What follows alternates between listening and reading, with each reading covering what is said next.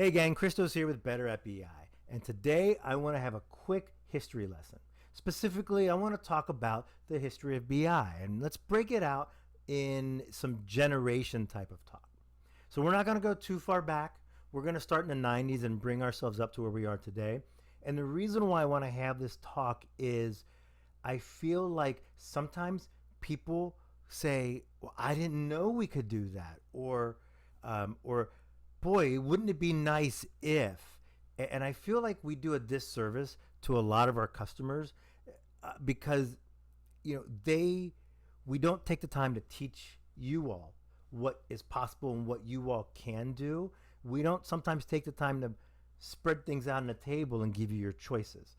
So this history lesson is going to kind of show you where we've been and maybe kind of help you think of where you want to go, whether you're healthcare, manufacturing, or something else.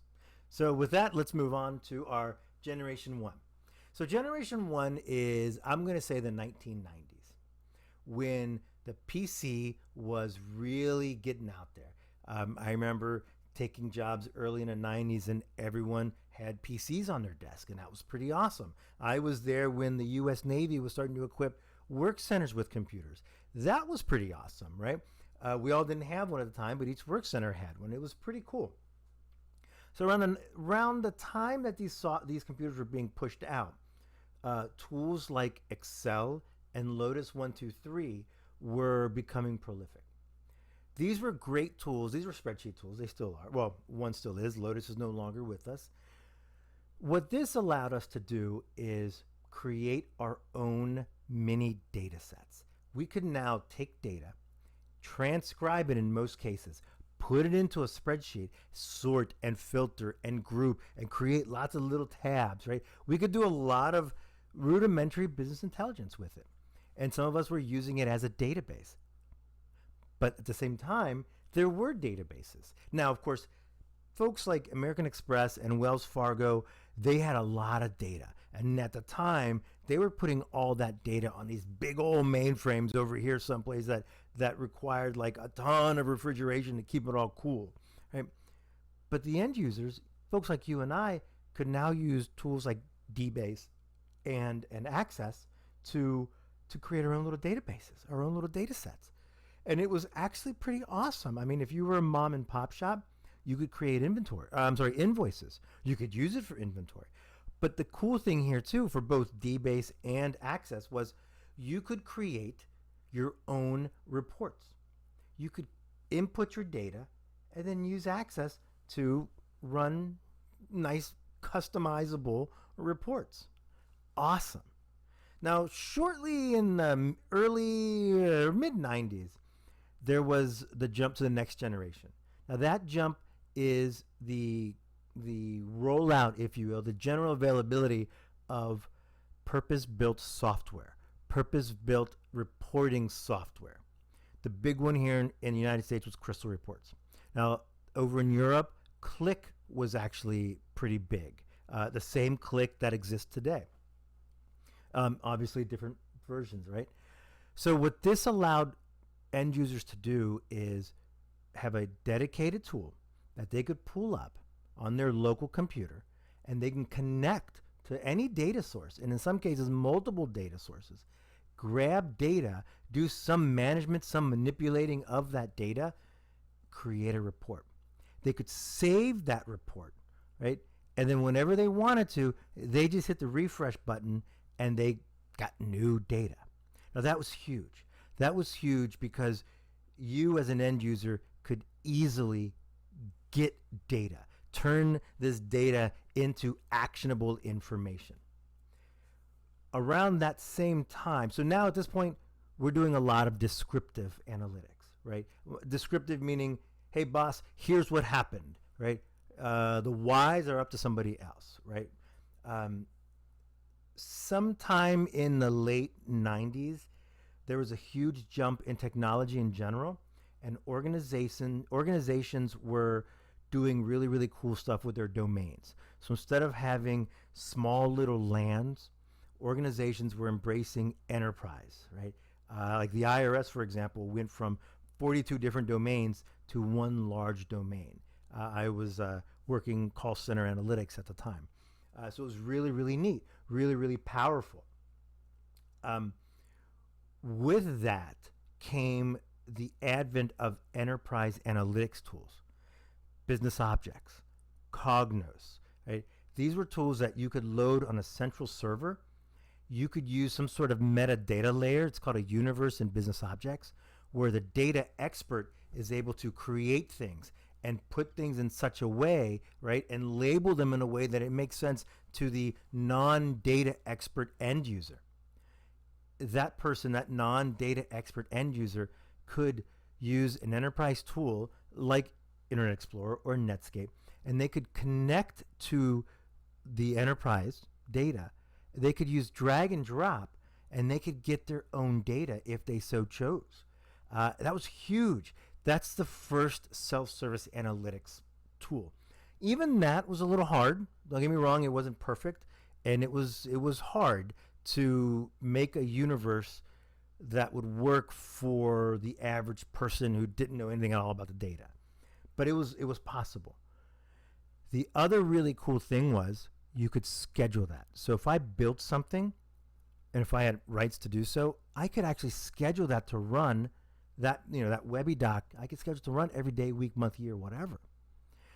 In parallel, folks like Crystal Reports, while they had a standalone Crystal Reports scheduler that lived on your computer, your computer had to be on to run it, and it was just yours. The best you could do was build a Crystal Report on your desktop, schedule it on your desktop, and send it to a printer, right? Which is what a lot of folks did. Crystal Enterprise brought the Crystal scheduling aspect from the desktop into the enterprise. So now I could build a report using Crystal Reports, connecting to my data sources, right? I could parameterize that report and say, and then schedule it multiple times based on those parameters. I could have the same report scheduled 5 times, right? One for each region or one for each department, but it's the same report. So then that made it easier for me to manage my reporting repertoire. So now we're in the enterprise. We're scheduling reports. We're emailing reports. We're dropping reports on network drives. We're printing them out on those green printers, those meow, meow, meow, meow type of printers. Things are moving along. A lot of organizations stayed with this model for a long, long time. Indeed, many organizations still use this model because it works. There's nothing wrong with this. I once had a boss that no one liked that said, "We're not going to use tables and columns anymore. Everything's going to be visualization." Yeah, that didn't work, right, at all, right? Which leads me into the next generation. So this visualization generation is super cool, and some would say pretty sexy, right? But, kind of like what we were saying to that jerk-face manager was, hey, people aren't ready for that. I remember that was a discussion I had, and they looked at me like I had 15 heads. I said, hey, gang, our consumers aren't ready for that. Why are we going to invest a ton of money in this Tableau infrastructure when our consumers aren't ready for that? We can't just do this, right? It's a lot of money, a lot of time, and it was brand new, and we weren't even sure it was going to work at the time. So that was maybe 10 years ago. So here we are now. Folks want the visualization. But what I've learned is, and most of my customers, there's a lot of cool and really pretty stuff out there. The one that comes to mind is there's this Beatles thing that's done in Tableau that kind of visualizes all the hits and who wrote them and who sung them. It's actually really cool. Really cool stuff. A few years ago, I saw a Power BI one about the opioid crisis. Again, really cool stuff that's being done. The power of visualization isn't in its sexiness, it's in its effectiveness. All right. I always tell folks, do what you can in a visualization tool because it allows you, the consumer, to click here and click there. And if it doesn't answer your question, it helps you refine your question. Right? You don't know where the problem is, But if we can create a visualization for you, and you can click here and click there, and you can see kind of numbers go up and down, right? You can at least start to think about where you want to go. So back in the 90s, we had this descriptive type of reporting, just telling you what it is, boss. Here it is.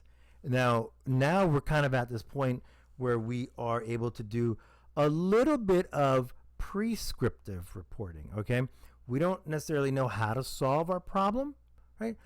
But we know where the problem is, and we know how to apply some relief to the problem, right? Kind of like getting a medicine. A doctor writes a script, you go and get it, right? Our new analytics, these are the scripts. Hey, boss man, boss woman, here's the data. Click here, click there. Looks like your problem is line 2, right? Or it looks like there is a cheaper alternative for this medication that's just as effective. So maybe we can save some money this way. That's a big leap as well, descriptive to prescriptive. The next big leap, which is predictive, we're almost there. Almost there. I think the technology, I think the power is there, right? I think the models aren't ready yet. And that's really, really, really hard. You know, I've been in healthcare for a long time, and I know that just as complex as the body is, that's how complex healthcare data is. It's going to take a long time before somebody can actually make a good predictive model in healthcare. Doesn't mean we should stop trying, of course. There's also some moral and ethical and some potentially legal ramifications behind this machine learning and AI type of stuff. You know, right? Like just because Kroger or, you know, your local grocery store knows that you've purchased a pregnancy kit, should they really send you coupons for diapers? You know, I mean, you know, whatever. I don't know the right answer to that, and that's an urban legend that happened. But I still talk about that because I think it's pretty telling. So that's it, folks. The brief history of business intelligence. Remember, we're here. I'm here to help you be better at BI.